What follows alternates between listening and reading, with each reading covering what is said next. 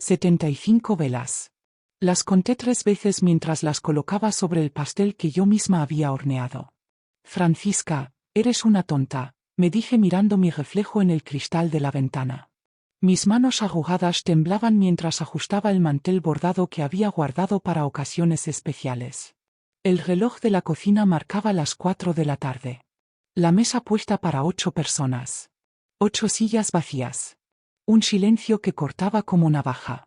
Yo, que entregué mi vida entera por ellos, hoy soy solo una vieja esperando un abrazo que nunca llegará. Me llamo Francisca González y hoy cumplo 75 años en mi pequeña casa del puerto de Santa María. Esta mañana me desperté con una ilusión que hacía tiempo no sentía. Me levanté antes del amanecer, ignorando el dolor de mis rodillas, para prepararlo todo. Quería que fuera perfecto. Primero fui al mercado. Don Ramón, el frutero, me saludó como siempre. Doña Paca. ¿Qué la trae tan temprano? Le conté sobre mi cumpleaños y él insistió en regalarme las fresas más rojas para mi tarta. Son especiales, como usted, me dijo con una sonrisa que agradeció mi corazón. Pasé por la panadería de los Jiménez para comprar el pan que tanto le gusta a mi Eduardo, ese pan rústico con semillas que siempre decía que solo su madre sabía elegir. También compré los caramelos de menta que mis nietos, los hijos de Mercedes, devoran como pequeños gorriones hambrientos. Para Antonio, mi pequeño, aunque ya tiene 42 años, preparé ese guiso de cordero que tanto le gustaba de niño. Aún recuerdo cómo sus ojos se iluminaban cada vez que lo olía desde la puerta. Las 5 de la tarde. Miro el teléfono. Ni un mensaje. Ni una llamada. A las 6, me cambié 3 veces de vestido. Primero me puse el azul con flores pequeñas, luego pensé que era muy sencillo para la ocasión. Me probé el verde que compré hace 2 años para la comunión de la pequeña Lucía, la hija de Antonio. Al final, elegí el beige con encaje en el cuello, el que Manuel me regaló en nuestro último aniversario antes de que Dios se lo llevara. Me puse perfume, ese que guardo en el tocador desde hace años. Agua de rosas, decía Manuel que olía. Me recogí el cabello blanco en un moño bajo y hasta me pinté los labios con ese color suave que Mercedes me regaló hace 3 navidades. Las 7 de la tarde. El cordero servido. El vino abierto para respirar, como le gusta a Eduardo, que siempre presume de entender de vinos desde que trabaja en ese banco importante en Sevilla. A las 8, empecé a preocuparme. Quizás había un atasco en la carretera desde Madrid, donde vive Mercedes con su marido abogado y sus 2 hijos. Tal vez Eduardo salió tarde de la oficina, siempre tan ocupado con sus clientes importantes y sus trajes caros. ¿Y Antonio? Antonio vive aquí mismo, en el puerto, apenas a 15 minutos en coche. Les llamé. Uno por uno. El teléfono de Mercedes saltaba directamente al buzón de voz. Hola hija, soy mamá, solo quería saber si estáis de camino. La comida está lista y, bueno, os espero. Eduardo contestó a la tercera llamada. Mamá, ¿qué pasa? Estoy en una reunión importante. Su voz sonaba distante, molesta. Hijo, es mi cumpleaños, habíamos quedado hoy, ¿recuerdas? Un silencio. Luego un suspiro. ¿Era hoy? Pensaba que era el próximo fin de semana. Lo siento, mamá, pero es imposible que vaya ahora. Tengo todo el día ocupado con clientes de Madrid. Sentí un nudo en la garganta. No pasa nada, hijo. Otro día. Antonio ni siquiera contestó. Más tarde recibí un mensaje. Lo siento, mamá. Sofía no se encuentra bien y los niños tienen fiebre. Otro día pasamos. Las 9 de la noche. Estoy sentada sola a la cabecera de una mesa para 8. El cordero frío. El pastel sin cortar. Las velas derretidas sobre el glaseado que tanto me costó preparar con estas manos artríticas. Miro las fotografías en la pared del comedor. Allí está Manuel, mi Manuel, con su sonrisa amplia y sus ojos brillantes, sosteniendo a Eduardo recién nacido. En otra, estamos todos en la playa de la Caleta, Mercedes con sus coletas y Antonio, tan pequeño entonces, haciendo un castillo de arena. ¿Cuándo cambiaron tanto las cosas? Recuerdo las noches sin dormir cuando tenían fiebre. Las horas extra limpiando casas ajenas para poder comprarles libros del colegio. Los veranos sin vacaciones porque el dinero apenas alcanzaba para lo esencial. Los vestidos que nunca me compré para que Mercedes pudiera tener los suyos. Los zapatos que remendé una y otra vez mientras Eduardo estrenaba los que necesitaba para causar buena impresión en la universidad. Después de que Manuel muriera en aquel accidente en el puerto, cuando el barco pesquero volcó durante la tormenta, juré que mis hijos nunca carecerían de nada importante. Vendí mi anillo de boda para pagar el último trimestre de la universidad de Eduardo. Trabajé enferma, con 40 de fiebre, para que Antonio pudiera ir de excursión con su clase a Granada. 11 de la noche. Empiezo a recoger los platos intactos. Mis lágrimas caen silenciosas sobre la porcelana, esa que solo saco en Navidad y cumpleaños especiales. Guardo la comida en recipientes. Mañana la llevaré a doña Carmen, mi vecina que también está sola desde que enviudó. Al menos ella apreciará el esfuerzo. Mientras limpio, encuentro un pequeño paquete que había escondido para mostrárselo a mis hijos hoy. Es una fotografía antigua, enmarcada en plata. Todos nosotros en la procesión de la Virgen del Carmen, patrona de los marineros. Manuel aún vivía. Los niños sonreían. Yo sostenía la mano de cada uno, como si pudiera protegerlos de todo mal. «Qué ilusa eres, Francisca», me digo mientras apago las luces una por una. No pudiste protegerlos de convertirse en lo que son ahora. Me acuesto en mi cama vacía, esa que compartí con Manuel durante 28 años. El silencio de la casa pesa como una losa sobre mi pecho. 75 años. 3 hijos. 5 nietos. Y una mesa vacía en mi cumpleaños. Mañana será otro día. Me levantaré, regaré mis geranios y fingiré que no duele. Como siempre he hecho. Como seguiré haciendo hasta que Dios quiera llevarme con mi Manuel. Pero esta noche, solo por esta noche, me permitiré llorar por todo lo que di y nunca me fue devuelto. Aún recuerdo el día exacto que comenzó mi vida como viuda. Era un martes de noviembre de 1989, llovía como si el cielo llorara conmigo.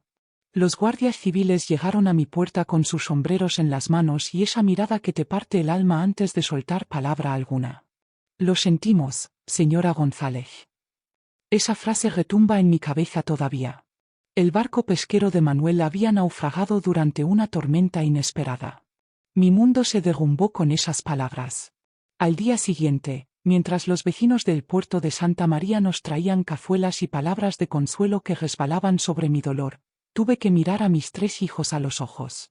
Eduardo con 17, recién comenzando el instituto con sueños de universidad, Mercedes con 14, transformándose en señorita, y mi pequeño Antonio, apenas con 9 años, sin entender por qué papá no volvería a enseñarle a atar nudos marineros.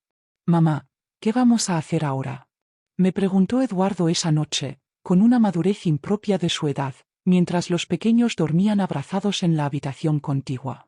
«Seguir adelante, hijo.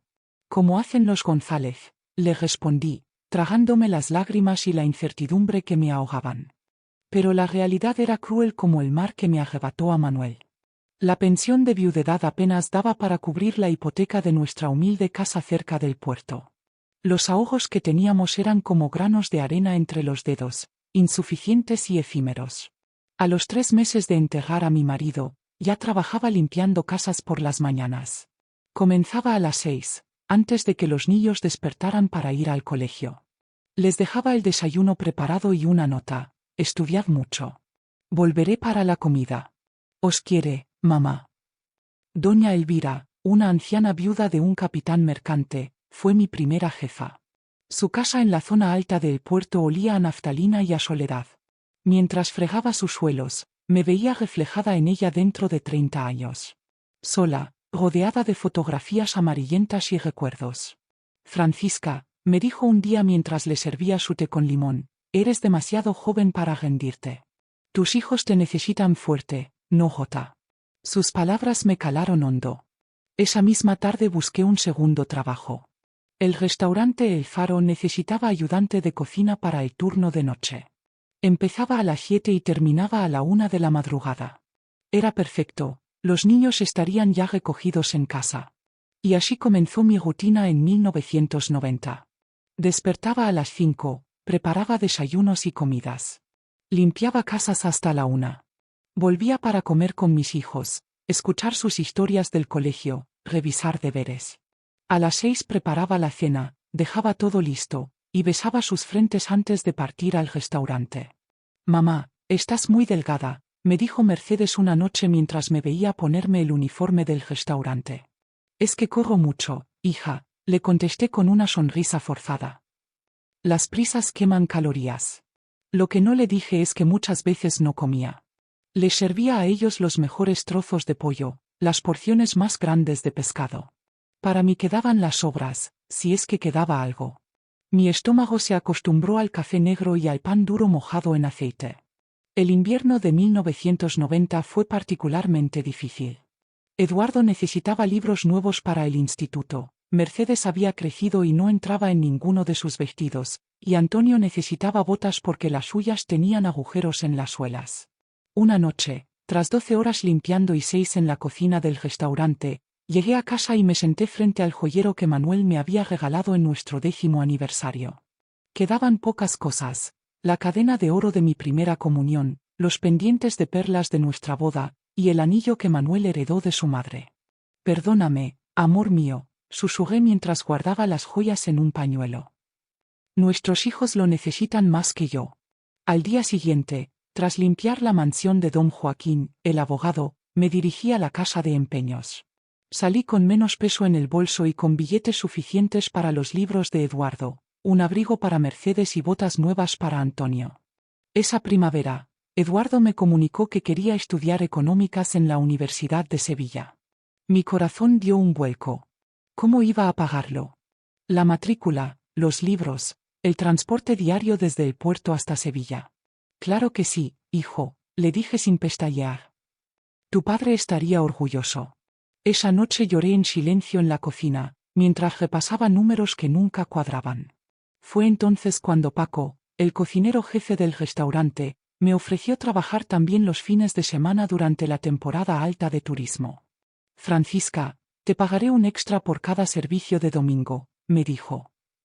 Necesito a alguien de confianza y tú tienes las mejores manos para la repostería. Acepté sin dudarlo. Significaba no ver a mis hijos los domingos durante todo el verano, pero también significaba la universidad de Eduardo.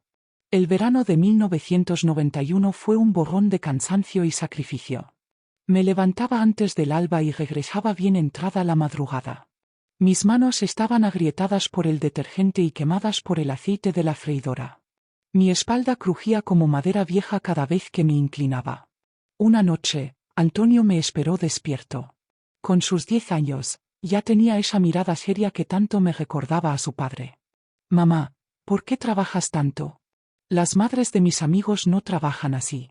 Me senté a su lado, acariciando su pelo revuelto. ¿Cómo explicarle a un niño que su madre estaba agotada hasta los huesos pero que no podía permitirse parar? Porque os quiero, mi vida. Y el amor a veces se demuestra trabajando para que no os falte nada. Pero a mí solo me faltas tú, mamá. Sus palabras fueron como un puñal. Esa noche dormí abrazada a él, prometiéndole en silencio que algún día todo sería más fácil. Para 1992, Eduardo ya estudiaba en Sevilla. El dinero de las joyas había ayudado con la matrícula del primer año, pero ahora necesitaba pagar una habitación en una residencia de estudiantes. Mercedes comenzaba el instituto y Antonio crecía demasiado rápido para sus pantalones. Fue entonces cuando comencé a coser por las noches. Doña Elvira me había regalado su antigua máquina Singer y yo aprovechaba las horas que debería haber dedicado a dormir para arreglar ropa de los vecinos. Convertía cortinas viejas en vestidos para Mercedes, remendaba uniformes escolares para Antonio, y acortaba pantalones para los señores del barrio.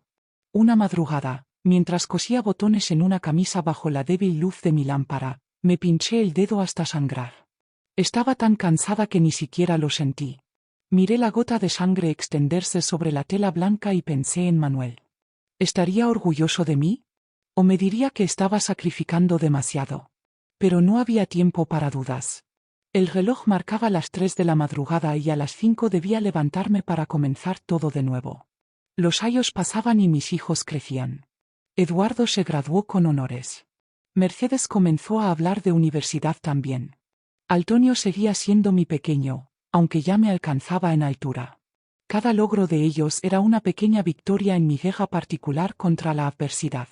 Cada sonrisa, cada título, cada gracias, mamá era combustible para seguir adelante. Nunca les conté cuántas noches pasé sin cenar para que pudieran tener un bocadillo extra en sus mochilas. Nunca supieron que el vestido nuevo que estrenaba en Navidad era en realidad uno viejo, dado la vuelta y remodelado. Nunca les dije que mis dolores de cabeza constantes eran por la falta de sueño y no por esas migrañas que tenía tu abuela. A veces, cuando pienso en aquellos años, no sé de dónde saqué las fuerzas. Quizás fue el amor, quizás el miedo a fallarles. O tal vez fue la promesa silenciosa que le hice a Manuel mientras veía descender su ataúd. Nuestros hijos tendrían la vida que nosotros soñamos para ellos, costara lo que costara. Y costó. Vaya si costó.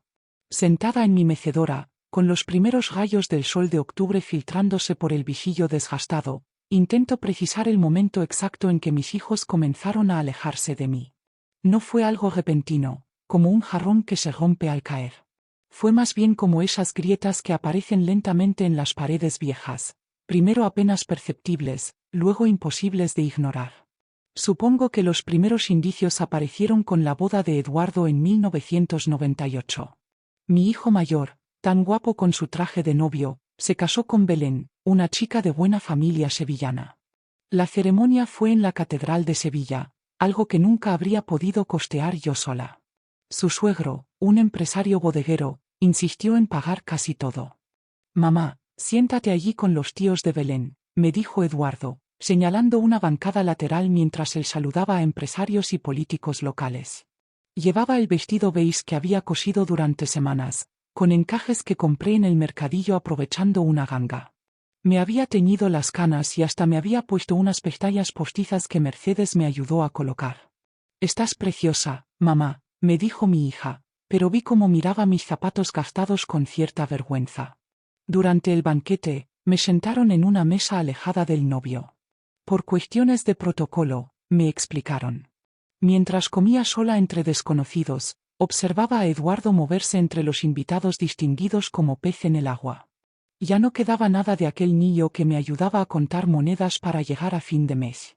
Después de su boda, las visitas de Eduardo se redujeron a una llamada mensual y la obligatoria cena de Nochebuena. Incluso entonces, siempre miraba su reloj impaciente, como si tuviera asuntos más importantes esperándole. «Hijo, ¿por qué no venís un domingo a comer? Prepararé tu guiso favorito», le propuse una Navidad. «Mamá, los fines de semana tenemos compromisos sociales. El banco espera que mantengamos cierto nivel de relaciones. Ya sabes, cosas de trabajo». Y yo asentía, como si entendiera ese mundo de cócteles y eventos benéficos donde mi presencia sería tan inadecuada como una sardina en un estanque de carpas japonesas. Con Mercedes, el distanciamiento llegó tras conocer a Javier, un abogado madrileño 10 años mayor que ella. Se conocieron cuando mi hija trabajaba como secretaria en un bufete de Jerez. 3 meses después, me anunció que se mudaba a Madrid. «Es una gran oportunidad, mamá. Javier tiene contactos, puedo aspirar a algo mejor que ser una simple secretaria en un pueblo». El puerto de Santa María, con sus casi 90.000 habitantes, nunca me había parecido un pueblo. Era nuestro hogar, el lugar donde Manuel y yo habíamos criado a nuestros hijos. Pero para Mercedes, ya era un sitio del que escapar. Su boda fue en Madrid, en 2001. Viajé sola en autobús, con un pequeño bolso donde llevaba el vestido azul que había comprado en rebajas. La ceremonia fue en una finca en las afueras, tan elegante que me sentí fuera de lugar desde que crucé la puerta. La madre de Javier, doña Asunción, me saludó con un beso al aire y una mirada que recorrió mi vestido de arriba a abajo. «Así que usted es la madre de Mercedes. Qué pintoresca se ve con ese color». Durante la recepción, mi hija apenas pasó tiempo conmigo. Estaba ocupada presentando a Javier a todos sus nuevos amigos madrileños, ejecutivos, médicos, gente que usaba palabras que yo no entendía y reía de chistes que no captaba. Cuando regresé al puerto, lloré durante horas. No por la soledad que sentía, sino porque comprendí que mi hija había entrado en un mundo donde yo no tenía cabida. Las llamadas de Mercedes se espaciaron. Al principio eran semanales, luego quincenales, después solo en fechas señaladas. Cuando nacieron mis nietos, Álvaro y Lucía, pensé que todo cambiaría. Que Mercedes me necesitaría, que volveríamos a estar unidas. Viajé a Madrid llena de ilusión para conocer a mi primer nieto. Llevaba un ajuar que había tejido durante meses, patucos, gorrito, chaquetita. Todo blanco, inmaculado. Gracias mamá, pero ya tenemos todo lo que necesitamos, me dijo mientras dejaba mis regalos en un armario, junto a prendas de marca con etiquetas en francés. Durante mi estancia, noté cómo Mercedes se tensaba cada vez que yo tomaba al bebé o sugería algún consejo. Las cosas han cambiado, mamá.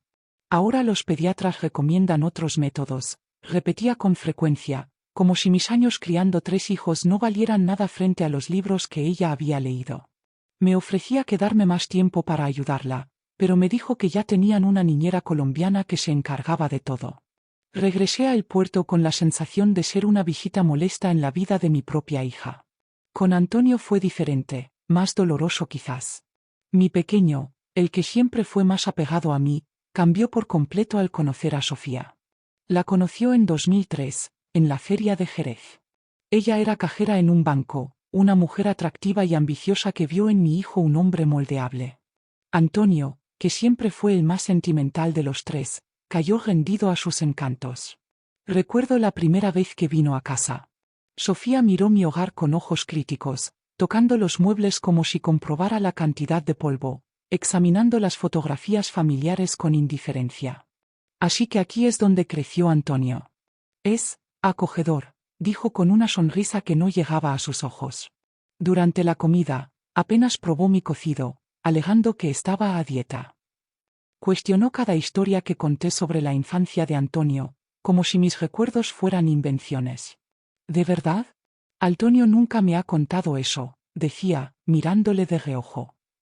Qué extraño que no recuerde algo tan importante. Y vi como mi hijo, el mismo que solía sentarse en mis rodillas para que le contara cuentos, dudaba ahora de mis palabras para complacer a aquella mujer. Se casaron 6 meses después. Una boda sencilla en la iglesia local, lo único que Sofía no pudo convertir en algo ostentoso debido a su presupuesto limitado. Pero incluso allí, sentí que estorbaba. Francisca, ¿no tienes otro vestido? Me preguntó la mañana de la boda. Ese color te hace mayor. Después de la ceremonia, vi cómo Antonio se transformaba. Ya no venía solo a visitarme los domingos. Ahora necesitaba consultar con Sofía cualquier plan familiar. Las visitas se volvieron extrañas, artificiales. Sofía inspeccionaba mi casa con mirada crítica, haciendo comentarios sobre la necesidad de renovar, o lo difícil que debe ser mantener limpio un lugar tan antiguo. Cuando nació mi nieto Pablo, apenas me permitieron verlo. Está resfriado, tiene revisión médica, hoy no es buen momento. Siempre había una excusa. Un día, mientras limpiaba el garaje, encontré un dibujo que Antonio había hecho para mí cuando tenía 8 años. Para la mejor mamá del mundo, decía con letras infantiles. Lo llevé a su casa, pensando que le haría ilusión mostrárselo a Pablo. Sofía lo tomó entre sus dedos con desdén. Estas cosas viejas solo acumulan ácaros, Francisca, dijo, dejándolo sobre una mesa como si fuera basura. Vi la mirada de Antonio, dividida entre la lealtad hacia su madre y el temor a contradecir a su esposa. No dijo nada. Y ese silencio me dolió más que cualquier palabra hiriente. Poco a poco, las visitas se redujeron a una vez al mes, luego a fechas especiales, finalmente a llamadas breves en Navidad y mi cumpleaños. Llamadas que, como ya sabemos, a veces ni siquiera llegan. Ahora, sentada en esta casa vacía el día después de mi cumpleaños olvidado, repaso los álbumes de fotos. Hay una de la primera comunión de Mercedes, con su vestido blanco que cosí noche tras noche. Otra de Eduardo graduándose, con esa sonrisa orgullosa que ya no me dirige a mí. Y mi Antonio, tan parecido a su padre, abrazándome en su adolescencia antes de que Sofía entrara en nuestras vidas. ¿En qué momento mis hijos, aquellos por los que sacrifiqué todo, decidieron que yo ya no era importante? Cuando el cordón que nos unía se volvió tan frágil que bastó un soplo de nueva vida para romperlo. Quizás el error fue mío. Quizás les di tanto que no aprendieron a valorar nada. O tal vez es simplemente la vida, ese río que nos arrastra lejos de donde comenzamos, haciéndonos olvidar la fuente de la que bebimos por primera vez. Fue un miércoles por la tarde cuando sucedió. Recuerdo perfectamente que estaba descolgando las sábanas del tendedero en la pequeña terraza. El viento levantaba de vez en cuando, trayendo ese olor a sal tan característico del puerto. Las gaviotas volaban bajo, señal de que vendría tormenta. Pensé en recoger rápido la ropa antes de que comenzara a llover. Me estiré para alcanzar una pinza rebelde que se había quedado enganchada. Apenas noté que el suelo estaba húmedo por la condensación de la mañana. Un paso en falso. Un resbalón. Y luego, el vacío. Caí de lado, como un árbol viejo al que le han cortado las raíces. Sentí un chasquido seco en mi cadera derecha y un dolor que me atravesó como un rayo. Intenté incorporarme, pero mi cuerpo no respondía. Grité, pero mi voz sonaba débil incluso a mis propios oídos. El patio interior de mi edificio estaba desierto a esa hora de la siesta. ¡Socorro! Por favor, ayuda. Mis gritos se desvanecieron entre el rumor de las olas y el viento que comenzaba a arreciar. Las primeras horas fueron de incredulidad. Seguro que alguien vendría. El panadero que siempre me trae el pan a media tarde, o quizás doña Remedios, mi vecina del segundo, que a veces baja a pedirme un poco de perejil para su guiso. Pero nadie vino. La noche llegó con una llovizna fina que empapó mi falda. El frío se colaba por mis huesos como una serpiente, y el dolor era cada vez más intenso. Intenté arrastrarme hacia la puerta de la cocina, pero cada movimiento era una agonía. Solo logré mover mi cuerpo unos centímetros antes de desistir, exhausta. Comencé a hablar con Manuel, como si estuviera allí conmigo. No me dejes ir así, Manuel. No de esta manera, tirada en un suelo como un perro viejo. Nuestros hijos ni siquiera sabrán qué ha pasado conmigo. La primera noche fue la más difícil. El cielo encapotado no dejaba ver ni una estrella. Las horas pasaban con una lentitud insoportable. El frío, el hambre y la sed se turnaban para atormentarme. Para mantener la cordura, empecé a recitar las oraciones que mi madre me había enseñado. Dios te salve María, llena eres de gracia. La letanía me agullaba entre momentos de inconsciencia. Desperté con la luz del amanecer. Un nuevo día. Mis labios estaban resecos y mi ropa, húmeda aún por la llovizna, se pegaba a mi piel causándome escalofríos. Intenté gritar de nuevo, pero mi voz era apenas un susurro ronco.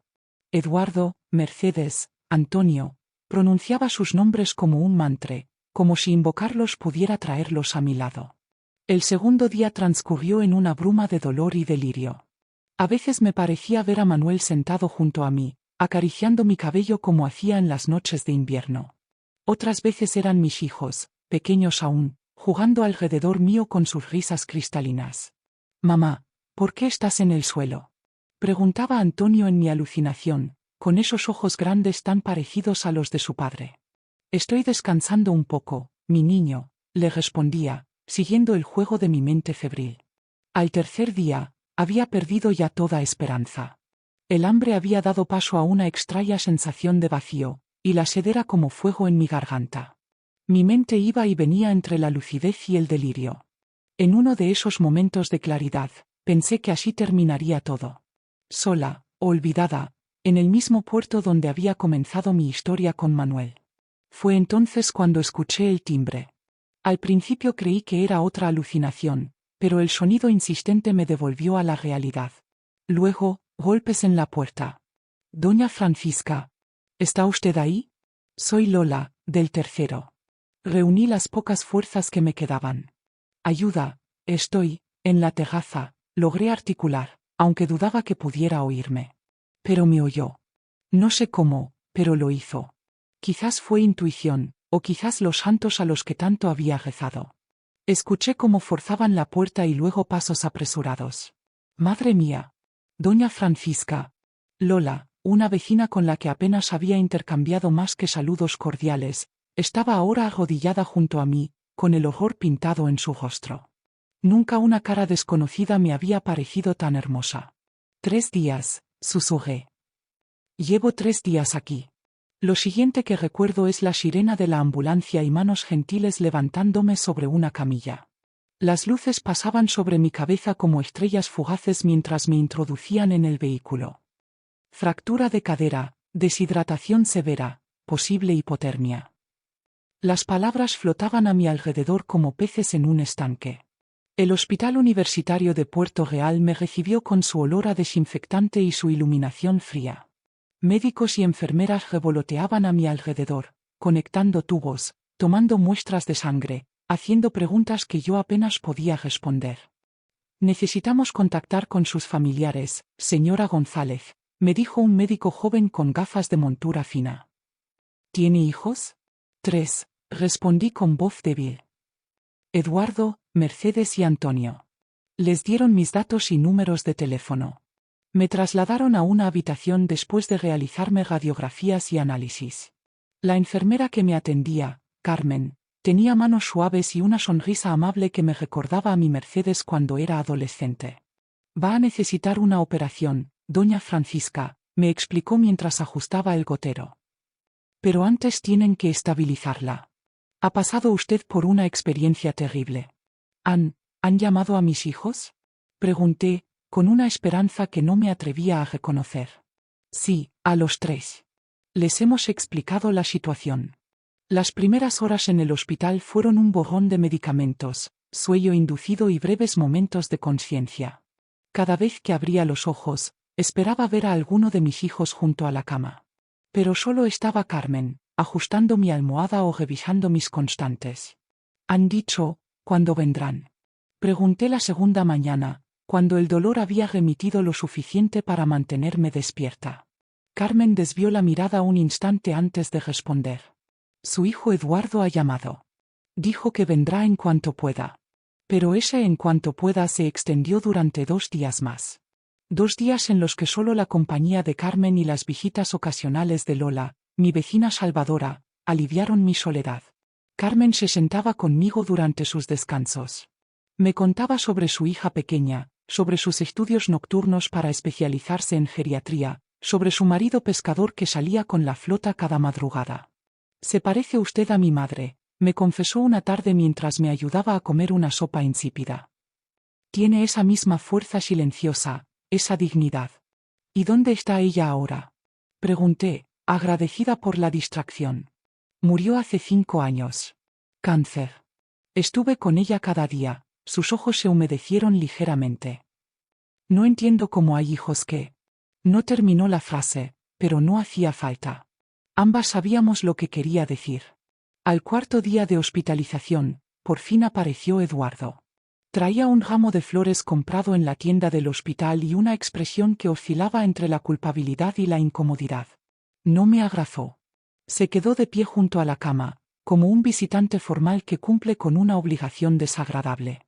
«Mamá, qué susto nos has dado», dijo, colocando las flores sobre la mejita sin mirarme directamente. «He tenido que cancelar 2 reuniones importantes para venir». No respondí. Las palabras se me habían atascado en la garganta. 3 días tirada en un suelo, 4 en un hospital, y lo que le preocupaba eran sus reuniones. «¿Y tus hermanos?», pregunté finalmente. «Mercedes está en un viaje de trabajo en Barcelona. Dice que te llamará. Y Antonio, bueno, ya sabes cómo es Sofía con estas cosas. No le gustan los hospitales». Guardamos silencio durante unos minutos incómodos. Eduardo consultaba su teléfono continuamente, como si esperara una llamada que lo liberara de esta visita. «Mamá, hemos estado hablando entre nosotros», dijo finalmente, guardando el móvil. «Creemos que no puedes seguir viviendo sola». Mi corazón dio un vuelco. Por un instante, pensé que me ofrecería vivir con él, en esa casa grande que tiene en la mejor zona de Sevilla. Hemos mirado algunas residencias. Hay una en Jerez que tiene muy buenas referencias. Podríamos visitarla cuando te den el alta. ¿Un asilo? La palabra salió como un suspiro herido. Una residencia, mamá. Es lo mejor. Ninguno de nosotros puede cuidarte. Tenemos nuestras vidas, nuestros trabajos. No es que no queramos, es que no tenemos tiempo. No tenían tiempo. Los mismos hijos por los que había sacrificado cada minuto de mi existencia, ahora no tenían tiempo para mí. Cerré los ojos, fingiendo cansancio para que no viera las lágrimas que amenazaban con desbordarse. «Tengo que irme ya, mamá». Hay mucho tráfico de vuelta a Sevilla y mañana tengo una presentación importante.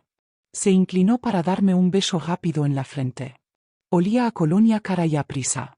Volveré en unos días, cuando hayas descansado, para que hablemos de la residencia con más calma. Cuando la puerta se cerró tras él, las lágrimas que había contenido rodaron libres por mis mejillas. Carmen entró poco después, sin decir palabra, se sentó a mi lado y tomó mi mano entre las suyas. No todos los hijos son así, doña Francisca, murmuró después de un rato. Y no todas las madres son como usted.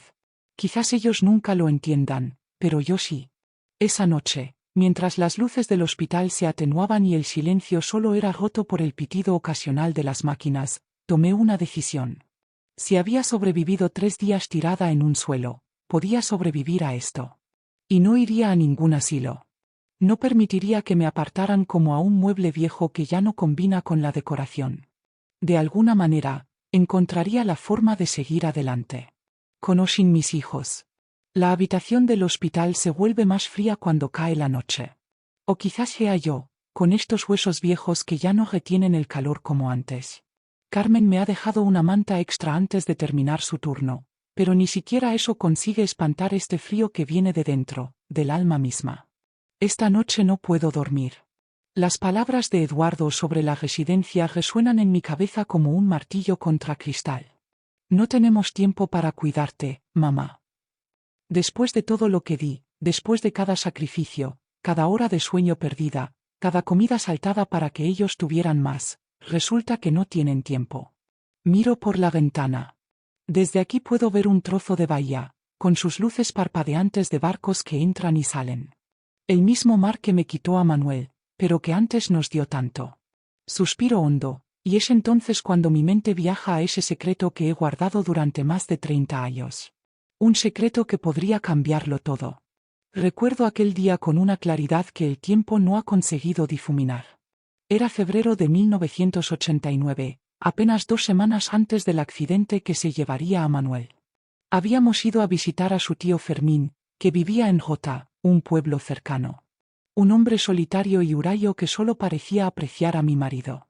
Manuel había insistido en ir solos, sin los niños.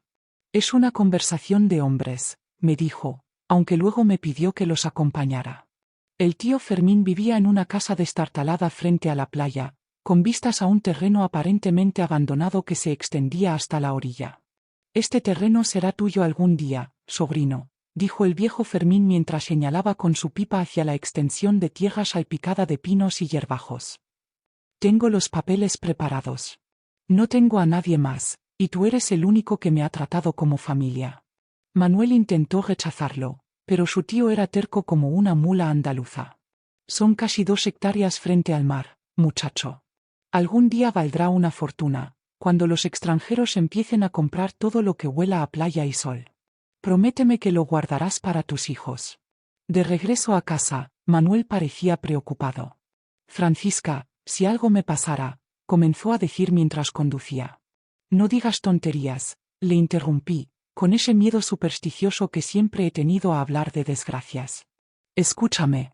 Si algo me pasara, no vendas ese terreno. Guárdalo. Algún día valdrá mucho, mucho dinero. Podrías asegurar el futuro de los niños. Me besó la mano y seguimos el camino en silencio, ignorando que el destino estaba escuchando nuestra conversación, preparando su cruel ironía. 2 semanas después, el mar se lo llevó para siempre. Y entre el dolor desgarrador y la lucha por sobrevivir, apenas recordé aquella conversación hasta que llegó una carta del notario. El tío Fermín había muerto poco después que Manuel, como si no quisiera quedarse solo en este mundo, y había cumplido su palabra. El terreno ahora estaba a nombre de mi marido, y por su fallecimiento, pasaba a ser mío.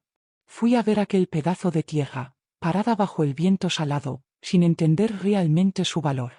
Era un terreno agreste, con algunas plantas silvestres y pinos retorcidos por el viento constante del Atlántico.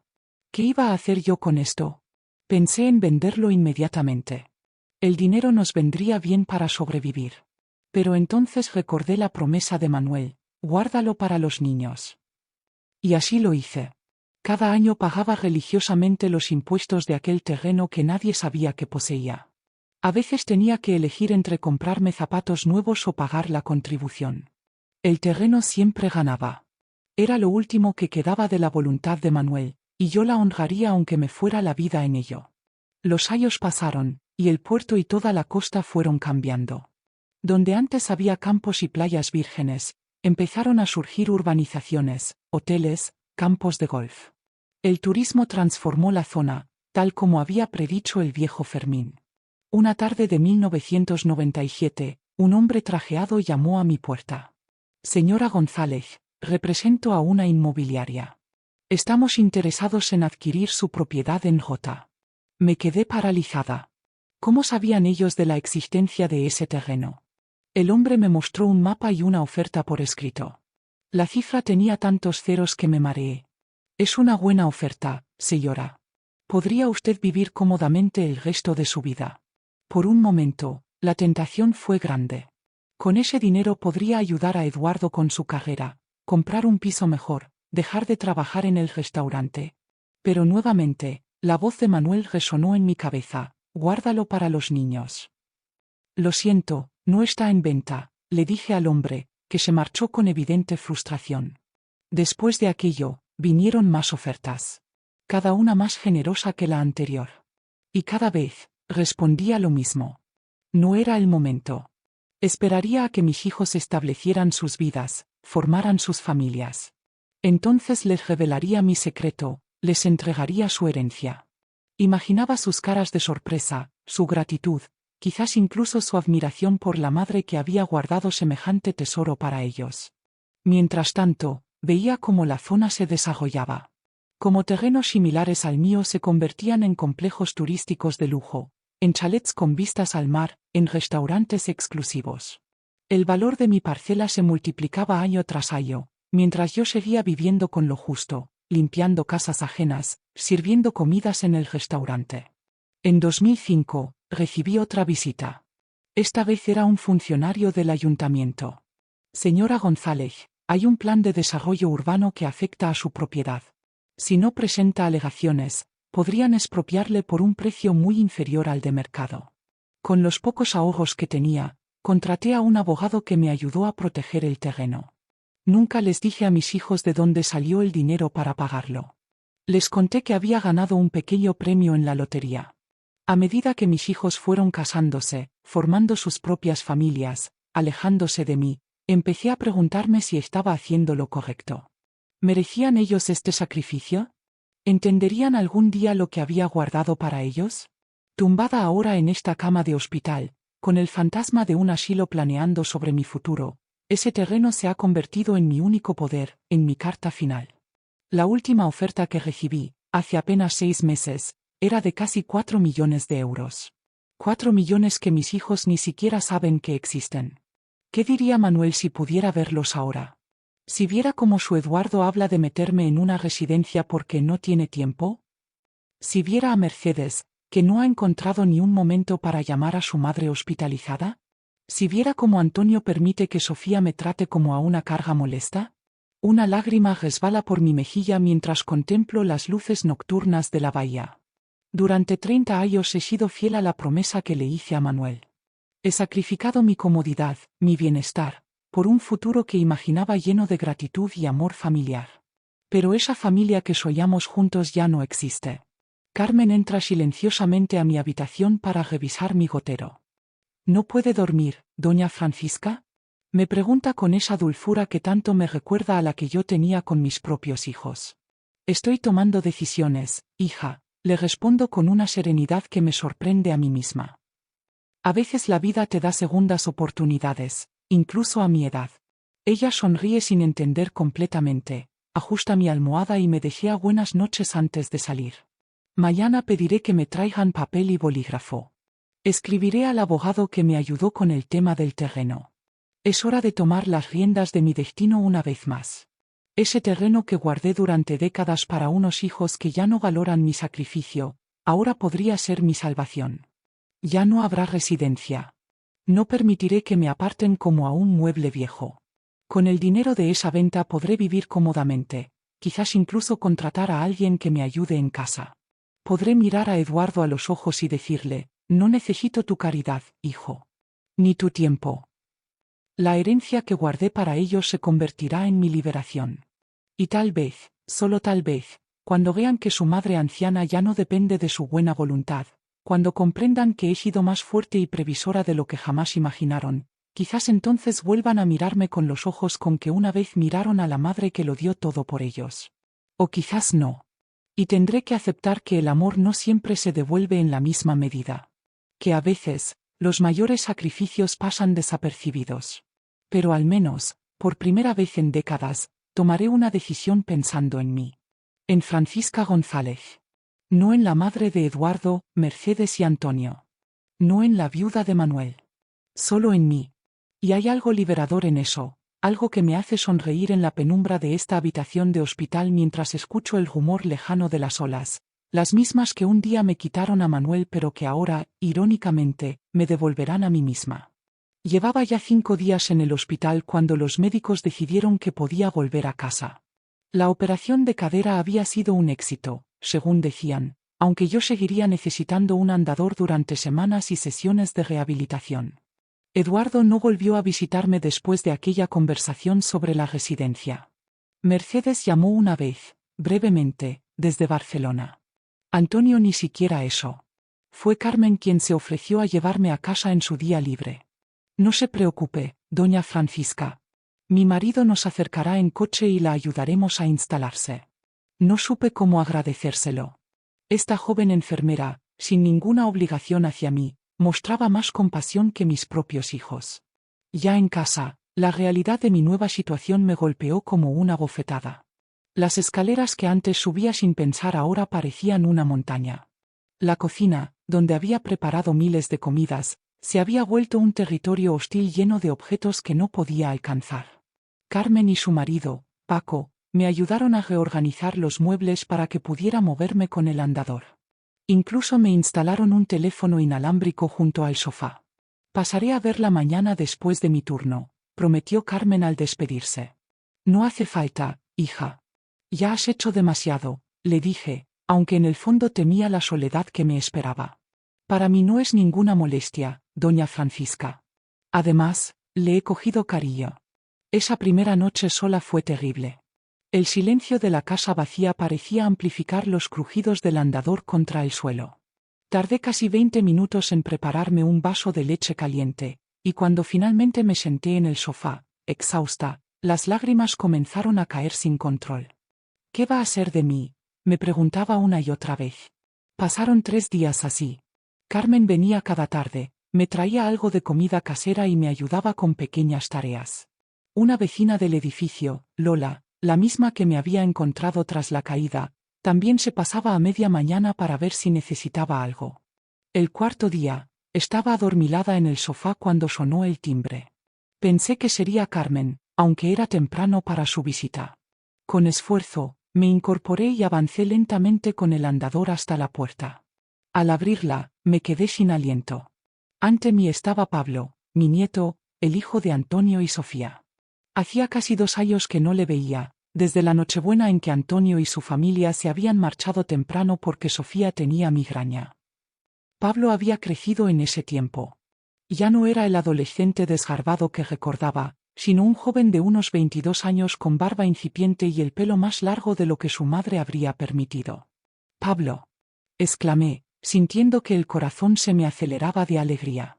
«Hola, abuela», dijo, con una media sonrisa que me recordó tanto a su padre cuando era joven. «¿Puedo pasar?».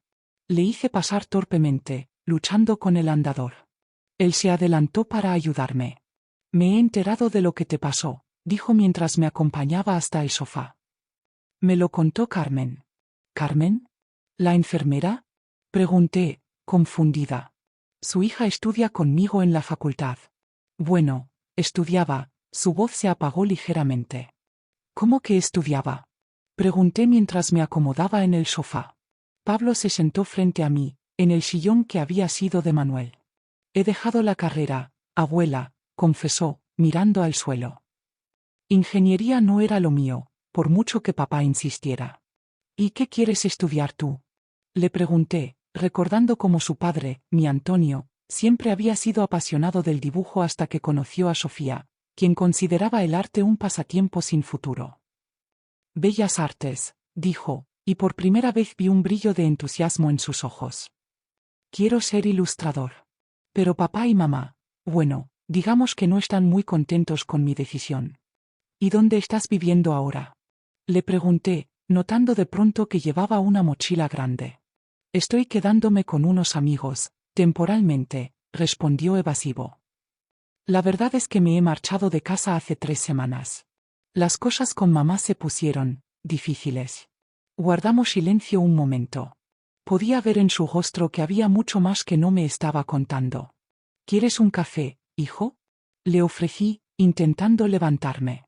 No te muevas, abuela. Yo lo haré, me detuvo, poniéndose en pie. ¿Dónde están las cosas? El café está en el armario junto a la ventana, ¿y las tazas? No te preocupes, me las arreglaré, dijo, desapareciendo en la cocina. Le oí moverse por allí, abriendo y cerrando armarios. Minutos después regresó con 2 tazas humeantes. No sé si está como te gusta, se disculpó, entregándome una. Está perfecto, mentí tras probarlo, aunque estaba demasiado cargado. Cuéntame, ¿cómo supiste lo de mi accidente? Pablo dio un sorbo largo a su café antes de responder. Como te dije, Carmen me localizó a través de su hija Laura. Me contó que habías estado 3 días en el suelo antes de que te encontraran. Su voz se quebró ligeramente. También me dijo que ninguno de tus hijos fue a verte al hospital, excepto mi padre una vez. Están muy ocupados, los justifiqué automáticamente, como siempre hacía. No, abuela, Pablo dejó la taza con firmeza sobre la mesa. No están ocupados. Simplemente no les importa. Sus palabras me golpearon como un puñetazo. Una cosa era pensarlo yo en la soledad de mi habitación, y otra muy distinta oírlo de labios de mi propio nieto. Pablo, no deberías hablar así de tus padres. ¿Sabes por qué me fui de casa, abuela? Preguntó, ignorando mi reproche. Una de las razones fue lo que decían de ti. Sentí un escalofrío recorrerme la espalda. Pablo se inclinó hacia adelante, con los codos apoyados en las rodillas y la mirada clavada en el suelo. Después de Navidad, cuando papá recibió esa llamada tuya invitándonos a comer, mamá se puso furiosa. Dijo que eras una vieja manipuladora que solo buscaba dar lástima. Que siempre había sido una pueblerina ignorante y que no entendía cómo papá no se daba cuenta. Cada palabra era como una puñalada. Las lágrimas comenzaron a agolparse en mis ojos, pero las contuve. No quería que Pablo me viera derrumbarme. Papá no la contradijo. Solo dijo, ya sabes cómo es mi madre, siempre dramatizando, continuó Pablo, ahora mirándome directamente. Y luego empezaron a hablar de tu casa. De lo bien situada que está, de cómo podrían venderla cuando ya no estuvieras. ¿Mi casa? Susurré, incrédula. Pero si apenas vale nada. Es vieja y pequeña. El terreno, abuela. El puerto está de moda, y esta zona se ha revalorizado mucho. Mamá ya estaba haciendo cálculos de cuánto podrían sacar. Me quedé sin palabras. La casa donde había criado a mis hijos, donde cada rincón guardaba un recuerdo de Manuel, reducida a una cifra en euros. Hay más, dijo Pablo, y noté que le costaba continuar. Cuando me enteré de tu caída, quise venir inmediatamente. Mamá me lo prohibió. Dijo que no debía alimentar tus delirios de abandono. Que probablemente te habías caído porque los viejos como tú no deberían vivir solos, y que esto demostraba que necesitabas ir a una residencia. Tu tío Eduardo mencionó algo así, murmuré, recordando su visita al hospital. Lo sé. Están todos de acuerdo. Han estado investigando residencias desde hace meses, incluso antes de tu accidente. La tía Mercedes envió información sobre una en Madrid, cerca de su casa, pero mamá dijo que estaba demasiado cerca y que sería un incordio tenerte a mano para visitas. El café se había enfriado en mis manos. Lo dejé sobre la mesa con manos temblorosas. Y lo peor, Pablo dudó, como si no estuviera seguro de seguir. Dímelo todo, hijo. A mi edad, pocas cosas pueden ya romperme el corazón, le animé, aunque ambos sabíamos que era mentira. Mamá no deja que mis hermanos te visiten. Les ha dicho que estás perdiendo la cabeza.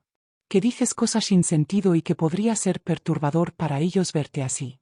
Les ha prohibido incluso mencionarte en casa. Una lágrima traicionera escapó y rodó por mi mejilla. La sequé rápidamente. ¿Y tú la desobedeciste? Pregunté, intentando sonreír. Yo ya no vivo bajo sus reglas, abuela. Y sé que todo lo que dices son mentiras. Siempre te ha tenido celos, desde que era pequeño lo notaba. Odiaba cómo papá hablaba de ti, de lo fuerte que habías ido criándolo sola. Creo que le recordabas todo lo que ella no es. Pablo se levantó y vino a sentarse junto a mí en el sofá. Tomó mis manos entre las suyas, tan jóvenes y fuertes. No quiero que estés sola, abuela. No después de todo lo que has hecho por esta familia. Y no pienso permitir que te metan en una residencia contra tu voluntad. Le miré, conmovida por su determinación, tan parecida a la mía cuando tenía su edad. En ese instante, me pareció ver a Manuel en sus ojos, ese mismo espíritu protector. ¿Y qué propones, mi niño? Le pregunté con una sonrisa cansada. No lo sé todavía. Pero encontraremos una solución, te lo prometo. Mientras tanto, dudó un instante. ¿Te molestaría si me quedo unos días aquí? Solo hasta que encuentre un sitio propio. El corazón me dio un vuelco de alegría. La casa que había estado tan silenciosa de repente se llenaría con la presencia de este joven, mi sangre, mi nieto. Esta siempre será tu casa, Pablo. Siempre. Esa noche, mientras le oía moverse en la habitación que había sido de su padre, pensé en el terreno de Jota, en los millones que valía, y en la decisión que había estado a punto de tomar. Quizás el destino tenía otros planes. Quizás, después de todo, aún quedaba alguien en esta familia que merecía mi sacrificio. La presencia de Pablo en mi casa trajo un rayo de luz a mi existencia. Durante las siguientes semanas, mientras me recuperaba de la operación, establecimos una rutina que llenó de vida aquellas paredes que habían sido testigos de tanta soledad. Por las mañanas, él salía temprano a sus clases, se había matriculado finalmente en Bellas Artes, y por las tardes regresaba, a menudo acompañado por Carmen, que se había convertido en nuestra amiga y cómplice. Una tarde, mientras Pablo dibujaba en la mesa del comedor y Carmen me ayudaba con mis ejercicios de rehabilitación, les conté mi secreto. Hay algo que debo mostraros, dije, pidiendo a Pablo que me acercara una caja metálica que guardaba en lo alto del armario de mi dormitorio. Sus ojos se abrieron como platos cuando extendí sobre la mesa las escrituras amarillentas, los recibos de los impuestos pagados año tras año, y finalmente, la última tasación del terreno en Jota. Abuela, esto es, Pablo no encontraba palabras. ¿4 millones de euros? ¿Y nadie en la familia lo sabe? Tu abuelo me hizo prometer que lo guardaría para vosotros. Para cuando lo necesitarais, para cuando lo merecierais, expliqué, observando cómo Carmen y Pablo intercambiaban miradas de asombro. Y mientras tanto, has estado limpiando casas y trabajando en restaurantes, murmuró Carmen, con una mezcla de admiración e incredulidad. Doña Francisca, es usted increíble. Fue Carmen quien primero sugirió la idea. Deberías convocar una reunión familiar. Anunciar que quieres hablar de tu testamento. Verás cómo aparecen todos. Pablo al principio se mostró reticente. No quiero que pienses que soy como ellos, abuela. Que me interesa tu dinero. Lo sé, mi niño, le tranquilicé. Pero esto no se trata de ti. Se trata de mostrarles quién soy realmente, de que me vean por una vez. Y así nació nuestro plan. Pablo se encargó de las llamadas, utilizando un tono de preocupación que no dejó indiferente a ninguno de sus tíos. La abuela quiere reunirnos a todos. Dice que es sobre su testamento y sus últimas voluntades. Creo que deberíais venir. Elegimos un domingo. Pablo preparó la casa meticulosamente, colocando estratégicamente las fotografías antiguas donde se veía a Manuel, a mí y a los niños cuando eran pequeños. Carmen me ayudó a arreglarme, me puso un vestido azul marino que realzaba mi dignidad, me recogió el pelo en un moño elegante, incluso me maquilló ligeramente. Pareces una reina, doña Francisca, me dijo mientras me miraba al espejo. Hoy les mostrarás quién eres. Eduardo fue el primero en llegar, puntual como siempre. Traía un ramo de flores y una expresión de circunstancia, como quien visita a un enfermo terminal. Se sorprendió al encontrar la casa limpia y acogedora, y a mí sentada en el sillón con aspecto saludable. Mamá, te veo bien, comentó, con cierta decepción mal disimulada. Nunca he estado mejor, hijo, respondí con una sonrisa serena. Mercedes llegó después, con su marido Javier pero sin mis nietos, que tenían actividades extraescolares. Su mirada escrutadora recorrió cada rincón de la casa, deteniéndose en Pablo, a quien apenas reconocía. ¿Qué haces tú aquí?, le preguntó con frialdad. Tu madre te está buscando, dice que has abandonado los estudios. He cambiado de carrera, tía, respondió Pablo tranquilamente. Y estoy viviendo con la abuela. Antonio y Sofía fueron los últimos en aparecer. Ella entró como quien entra en terreno hostil, con la nariz arrugada y evitando tocar nada. Mi hijo parecía incómodo, evitando mi mirada. Vamos al grano, mamá, dijo Eduardo cuando todos estuvieron sentados en el salón. Pablo nos ha dicho que querías hablar de tu testamento. Así es, respondí pausadamente. He estado reflexionando sobre mi vida, sobre lo que tengo y lo que quiero dejar. Si es por lo de la residencia, intervino Mercedes, hemos encontrado una muy buena en Jerez. Podríamos ir a verla la semana que viene. No voy a ir a ninguna residencia, respondí con firmeza. Pero gracias por tu preocupación, hija. Sofía resopló con impaciencia. Francisca, seamos prácticos. No puedes vivir sola después de lo que pasó. Y nosotros no podemos estar pendientes. No estoy sola, la interrumpí. Pablo vive conmigo ahora. Y no os he llamado para hablar de dónde voy a vivir, sino para revelaros algo que he mantenido en secreto durante 30 años. Me incorporé lentamente, apoyándome en el bastón que había sustituido al andador.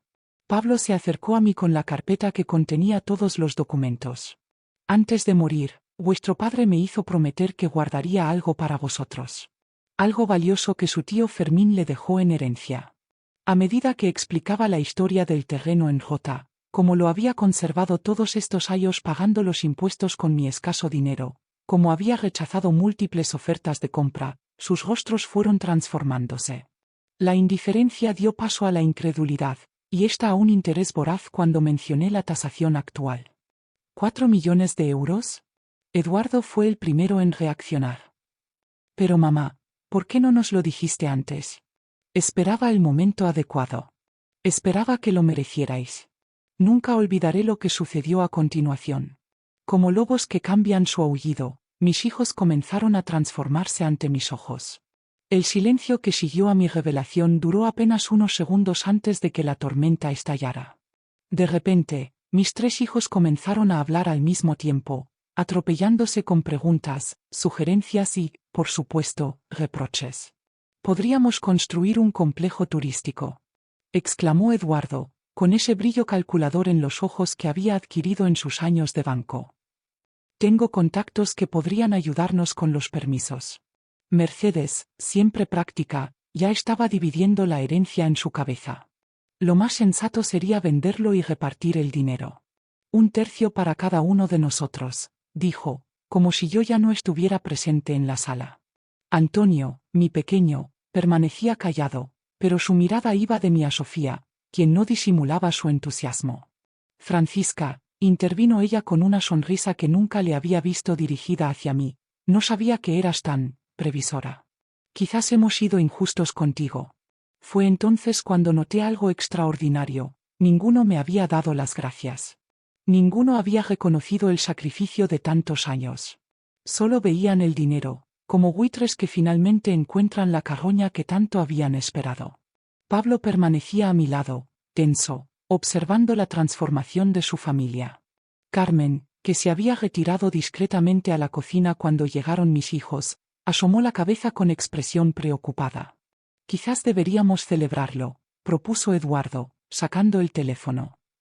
«¿Puedo reservar en ese restaurante nuevo del puerto?» «En realidad», dije con una voz sorprendentemente firme, «hay algo más que debéis saber». Todos callaron, expectantes. Me incorporé apoyándome en mi bastón y extraje de la carpeta un último documento que entregué a Eduardo. Él lo leyó rápidamente, y vi cómo el color abandonaba su rostro. «¿Qué es, Eduardo?», preguntó Mercedes, arrebatándole el papel. «¿Qué dice?». Lo vendió, murmuró Eduardo, mirándome con incredulidad. Vendió el terreno hace 3 semanas. Un jadeo colectivo recorrió la sala. Mercedes dejó caer el documento como si quemara. Antonio me miró por primera vez a los ojos, con una expresión de traición que me recordó a cuando era niño y le negaba un capricho. ¿Cómo has podido? La voz de Sofía temblaba de indignación. Ese dinero nos pertenecía. No, Sofía, respondí serenamente. Ese dinero me pertenecía a mí. El terreno estaba a mi nombre, yo pagué sus impuestos durante 30 años, yo rechacé ofertas millonarias mientras vivía con lo justo. Mientras limpiaba casas ajenas con estas manos que ahora veis tan arrugadas. Mercedes recuperó la voz, siempre práctica incluso en la decepción. Bueno, supongo que ahora repartirás el dinero entre nosotros, ¿no? Al fin y al cabo, papá quería que fuera para sus hijos.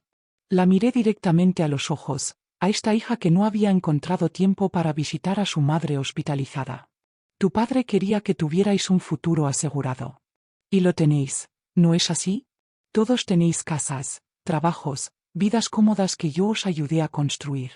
Pero mamá, intervino Antonio con un hilo de voz. ¿Qué has hecho con el dinero?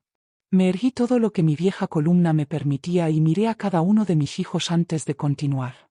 He donado 2 millones a la Fundación Nuevos Amaneceres, que construirá un centro de día para ancianos aquí en el puerto. Se llamará Centro Manuel González, en honor a vuestro padre. Eduardo dejó escapar una risita incrédula. ¿Has regalado 2 millones? ¿Estás loca? No, hijo. Estoy más cuerda que nunca, respondí con una calma que los desarmaba. El resto lo he invertido con la ayuda del hijo de Carmen, que es asesor financiero. Tengo suficiente para vivir cómodamente el resto de mis días, para pagar a alguien que me ayude en casa, y para dejar un pequeño legado a quien realmente lo merezca. El silencio que siguió fue denso, casi palpable. Fue Sofía quien lo rompió, poniéndose en pie con brusquedad. Vámonos, Antonio. Tu madre ha dejado muy claro lo que piensa de nosotros. Antonio me miró, dividido entre la lealtad a su esposa y un atisbo de vergüenza que comenzaba a asomar en sus ojos. Mamá, yo no sabía, comenzó, pero le interrumpí suavemente. Lo sé, hijo. Sé que no eres tú quien me ha apartado. Pero tampoco has hecho nada para impedirlo. Mercedes y Eduardo se pusieron en pie también, incómodos ante la verdad que flotaba en la sala. Esto es muy decepcionante, mamá, dijo Eduardo con tono de reproche. Después de todo lo que hemos hecho por ti. ¿Y qué habéis hecho exactamente, Eduardo? Pregunté, sintiendo una libertad que nunca antes había experimentado. ¿Visitarme una vez cuando estuve al borde de la muerte? ¿Sugerir que me encerraran en una residencia? No es justo, mamá, protestó Mercedes. Tenemos nuestras vidas, nuestras responsabilidades. Como yo tuve las mías cuando os crié, respondí. Pero nunca, ni un solo día, os aparté de mi corazón o de mi tiempo. Uno por uno, fueron marchándose. Sin abrazos, sin promesas de volver, con la indignación de quien se siente estafado en lugar de avergonzado. Solo Antonio se detuvo en la puerta, mirando a Pablo que permanecía a mi lado. ¿Tú lo sabías? Le preguntó a su hijo. Lo supe después de venir a cuidar de la abuela, respondió Pablo con dignidad. Después de que nadie más lo hiciera. Cuando la puerta se cerró tras el último de ellos, me derrumbé en el sillón, exhausta pero extrañamente en paz. Pablo se arrodilló frente a mí, tomando mis manos entre las suyas. ¿Estás bien, abuela? Mejor que nunca, mi niña. Por fin he dicho todo lo que llevaba décadas guardándome. Carmen salió de la cocina y se sentó a mi lado, pasando un brazo por mis hombros. Ha sido muy valiente, doña Francisca. Esa noche, cuando la casa volvió a quedarse en silencio, no sentí la soledad que había sido mi compañera durante tantos años. En su lugar, sentí una extraña ligereza, como si un peso enorme hubiera sido levantado de mis hombros. En las semanas siguientes, mi vida cambió por completo. Con parte del dinero reformé mi pequeño piso, haciéndolo más accesible para mis viejos huesos. Pablo se quedó conmigo, convirtiendo el cuarto de Antonio en un pequeño estudio donde desarrollaba sus ilustraciones. Carmen seguía visitándonos regularmente, a menudo acompañada por su hija Laura, que se hizo amiga inseparable de Pablo. A través de la fundación, conocí a otras personas de mi edad que, como yo, habían experimentado el abandono y la soledad.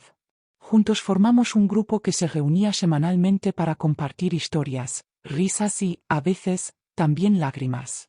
Organicé talleres de costura, enseñando a mujeres jóvenes los secretos que mi madre me había transmitido. A veces pienso en mis hijos, en cómo sus rostros se transformaron cuando supieron del dinero, y después cuando supieron que no sería para ellos. Me pregunto si algún día entenderán que lo que hice no fue por venganza, sino por justicia. Por respeto a mí misma, a la mujer que sacrificó todo por ellos. Manuel siempre decía que la vida nos da segundas oportunidades disfrazadas de problemas. Ahora, a mis 75 años, rodeada de personas que me quieren por lo que soy y no por lo que tengo, entiendo por fin lo que quería decir. No sé cuántos años me quedan, pero por primera vez en mucho tiempo, tengo ganas de vivirlos plenamente. Y si algo he aprendido es que nunca es tarde para empezar de nuevo, para encontrar afecto verdadero, para ser Francisca González, y no solo la madre de Eduardo, Mercedes y Antonio.